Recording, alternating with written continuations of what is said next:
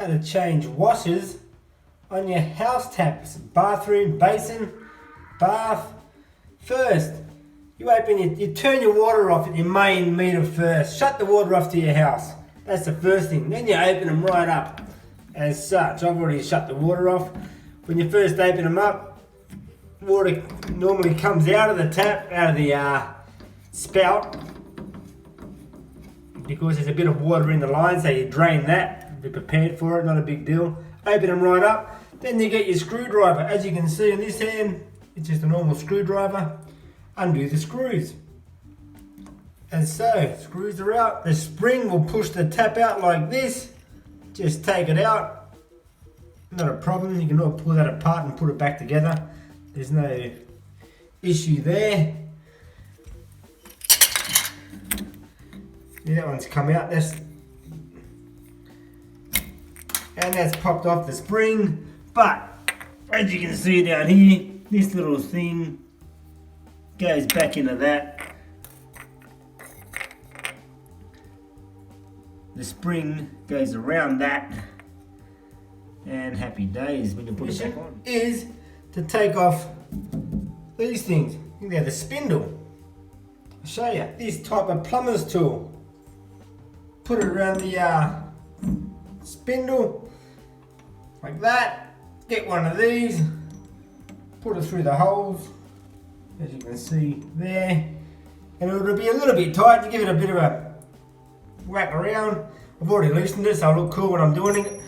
That's it. Then just take it off. Bit of water will probably come out again. No big deal. Let it come out. There's the washer in there. It could be causing your taps to leak or whatever. Well, where am I? Pull that out. That's the washer. Alright, so I've got to put a new... sometimes you can reseat it back in there in the hole. There can be some bit of damage to that flat bit of pipe, and you've got to get a reseating tool. But that's not about reseating, we're just changing a simple washer. It's not hard if you've got a slightly leaking tap. So out comes the washer.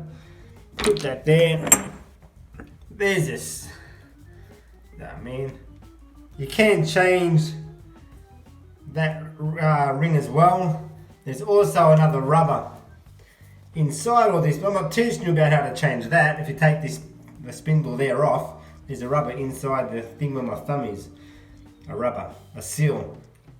So it could be leaking where my little finger is, tapping out of there and down your tap handle. That means the rubber inside this thing here, what I'm tapping, which goes through into the fatter thing where my thumb is, needs to be replaced. An O-ring, not a big deal either, just take that off. But so now I've got to put the washer back in that hole and back in there, simple as that. Give me a second. There you have it, a Dexine washer, 13 mils. I'm sure it's basically standard. That goes back in to there like that. There it is, washes in, the tap's been opened right up, which as I said before is important, not only to let the water out, but when you're screwing it back in then it doesn't go hard up against the bridging piece. Something like that. Anyway, put it back in.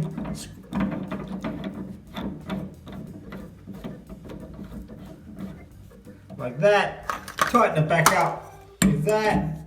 And the little handle that'll drop somewhere. And that's replacing a washer, simple as that. I've tightened the spindle back on. Happy days there.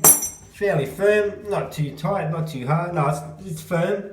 Got to give it a bit of a push, or otherwise when the water's on, there's too much pressure, it could burst out. You put that plastic thing there, back into the tap there. So it's already cut out. Look how filthy the tap is. It's only about 20 years old. Should replace it before.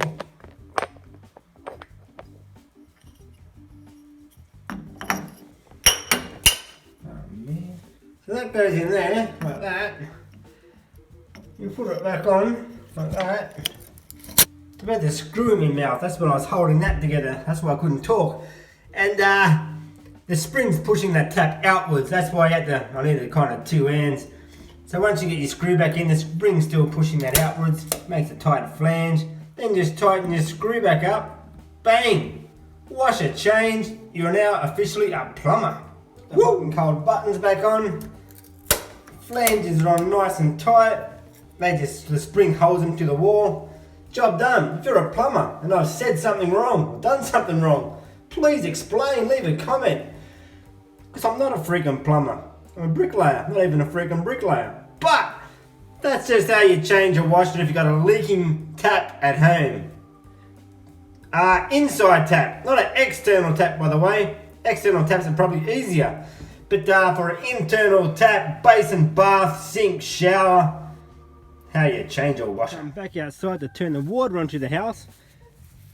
Here's I'm not on town water. So that's my donkey eel, as you all probably know. So I've turned the water back onto the house.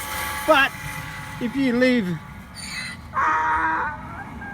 in the city and you got town water, your stopcock is a tap you're after. Your stopcock's a tap you're after, and it could be under your sink. It could be in your bathroom. That's little Jed going. I've always got a bloody... It's my video! Shut up! Steal my thunder. I'm out. Test run. No leak. Turn the tap off. Look at that. Plenty of play.